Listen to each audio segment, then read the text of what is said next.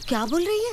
अरे अगर तेरे अब्बू या दादा जान को पता चला कि तू किसी हिंदू लड़के से शादी करना चाहती है तो काट डालेंगे तुझे भी और उसे भी। ये तो बहुत अच्छा होगा, मरने के बाद भी दोनों साथ रहेंगे। बेशरम, तेरा दिमाग खराब हो गया है क्या? अरे अगर तुझे पसंद करना ही था तो अपनी जात बिरादरी के लड़कों में क्या कमी है? गलती हो गई, प्यार करने से पहले बायोडेटा देखने का टाइम ही नहीं मिला। बदतमीज, कैसी जबान लड़ा रही है। पता नहीं क्या जादू कर दिया उस बदतमीज लड़के ने। खुदा गैरत करे उसे।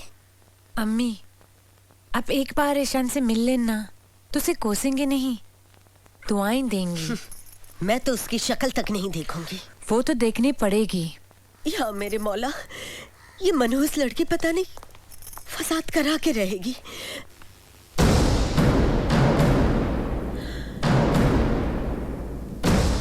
इमरान, आप?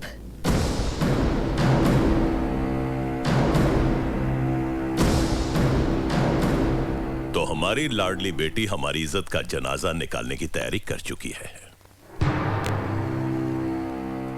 जनाब, पीछे एक मुंडा आया है, अपना नाम ईशान बताता है। उसे बिठाओ।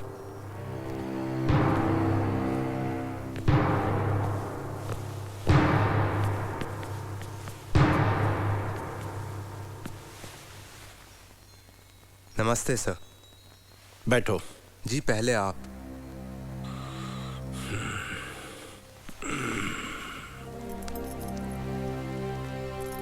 सर, मैं और चांदनी कश्मीर में मिले थे, वहां पे हमारी दोस्ती हुई और फिर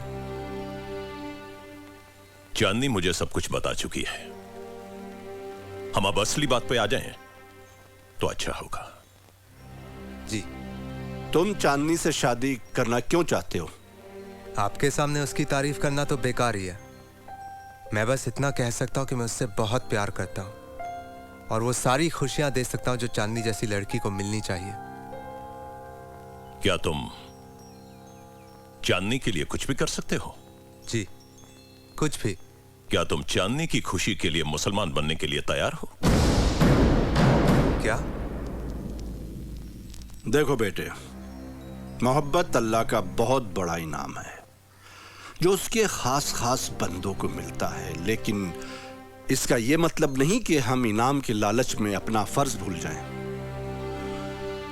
हमारा फर्ज हमारा ईमान है, हमारा मजहब। सर, मजहब तो रब से प्यार करने का नाम है। तरीका चाहे जो भी हो, उसके लिए एक हिंदू को मुसलमान या मुसलमान को हिंदू होने की क्या जरूरत है? मजहब पर बहस तो हम फिर किसी दिन करेंगे। अब तुम ये बताओ कि तुम हमारे खानदान के बारे में क्या जानते हो? आप और आपके वालिद नूर मोहम्मद साहब हमारे शहर के बड़े लोगों में से हैं। सब लोग आपकी बहुत इज्जत करते हैं। तब तो तुम बिल्कुल नहीं चाहोगे कि हमारी इज्जत खराब हो। देखो बरखुरदार, इस शहर के सारे मुसलमान हमें अपना लीडर मानते हैं। हम जो कुछ कहते हैं वो हमारा हुक्म होता है और जो हम करते हैं वो एक मिसाल बन जाती है। जरा सोचो, अगर यह बात फैल गई कि एक हिंदू लड़का एक मुसलमान लड़की को गुमराह करके उसे शादी कर बैठा है, तो तुम क्या सोचते हो कि मुसलमानों का खून गर्म नहीं होगा? क्या वो चुपचाप बैठे रहेंगे? और अगर मुसलमानों ने कुछ किया तो तुम्हारी कौम भी हाथ पे हाथ रख के तमाशा नहीं देखेगी। फिर इस पाक और मुकद्दस शहर अमृतसर का वही हाल होगा जो 47 में हो चुका है। आग, खून और लाशें। क्या तुम इन सब के लिए तैयार हो? अगर तैयार हो तो जाओ, पकड़ो चांदनी का हाथ और निकल जाओ इस हवेली से। हम सब्र कर लेंगे, क्योंकि हर नेक मुसलमान के घर पैदा होने वाली हर बेटी नेक नहीं होती और हर शरीफ हिंदू के घर पैदा होने वाला हर बेटा शरीफ नहीं होता। क्या आप मेरी शराफत का सबूत मांग रहे हैं? अगर दे सकते हो तो दे दो। उम्मीद है कि हमारी बात तुम्हारी समझ में आ गई होगी। जी, मैं समझ रहा हूं जो आप मुझे समझाना चाहते हैं। बोलते बोलते अगर मेरी आवाज आपकी आवाज से ऊंची हो गई हो तो मुझे माफ कर दीजिएगा। चलता हूं। ईशान, ईशान, सुनो ईशान, ईशान, तुम मुझे छोड़कर कहाँ जा रही हो ईशान? अब्बू दादाजी की बातों में मत आना। मैं तुम्हारे साथ चलने को तैयार हूँ। चलो हम भाग चलते हैं। हम भागकर जाएंगे कहाँ चांदनी? हम ऐसा कोई कदम नहीं उठाएंगे कि हमारे अपनों का सर शर्म से झुक जाए। तुम अभी से घबरा गई। इन आंसुओं को जाया मत करो। वो ठीक कहते हैं, वो ठीक कहते हैं कि हमारी मोहब्बत उस नफरत को फिर से जिंदा कर सकती है जिसे वक्त ने दफन कर दिया है। नहीं ईशान। क्या हमारी मोहब्बत इतनी मतलबी है कि एक दूसरे के मिलने के लिए हम हजारों बेगुनाहों की जान को खतरे में डाल दें? हमारी मोहब्बत की उम्र बहुत कम है चांदनी, मगर वो इतनी भी कमजोर नहीं है कि तेज हवा का पहला ही झोंका आके उसे उखाड़ के फेंक दे। अगर तुम्हें भरोसा है हमारी मोहब्बत पर, मेरी नीयत पर और हम दोनों की किस्मत पर, तो हम फिर मिलेंगे और तुम्हारे अब्बू और अम्मी के आशीर्वाद के साथ मिलेंगे। अगर ऐसा नहीं हुआ तो फिर हम कभी नहीं मिलेंगे।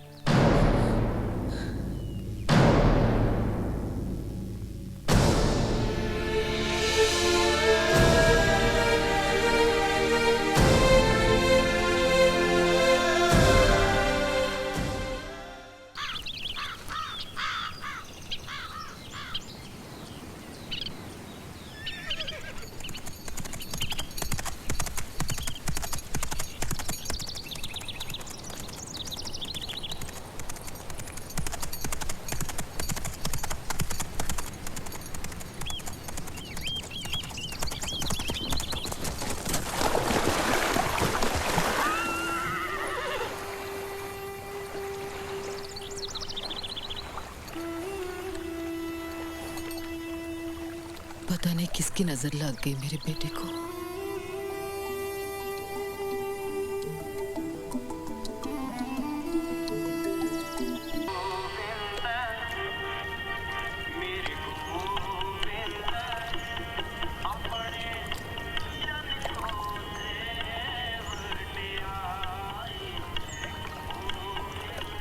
ऐसे तो कब तक बैठी रहेगी अमृत? आपने उसकी आंखें देखी है?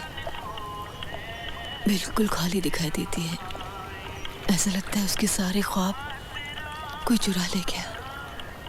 मेरे बेटे के दिल पर क्या गुजर रही है ये मुझसे ज्यादा कोई नहीं जानता। लेकिन हम क्या कर सकते हैं? हम सच बोल सकते हैं। सच? लेकिन हमने कौन सा झूठ बोला है? झूठ ना आपने बोला है ना मैंने। अगर बोला है तो एक अंधी माँ की ममता ने। और आज वही झूठ बरसों बाद अपनी कीमत मांग रहा है। हमें सच बोलना ही होगा। ये तो क्या बोल रही है अमृत? ईशान को अगर उसकी असलियत मालूम हो गई तो उसका अंजाम क्या होगा तूने सोचा है? ऐसी बातें आसान नहीं होती। अगर तूने जबान खोली तो तू हमेशा के लिए अपने बेटे को खो देगी। मैंने उसे खो भी दिया तो क्या? उसे तो उसकी खुशी मिल जाएगी। एक बार फिर सोच ले। कुछ रिश्ते कांच की बर्तन की तरह होते हैं। एक बार टूट जाए फिर नहीं जुड़ते।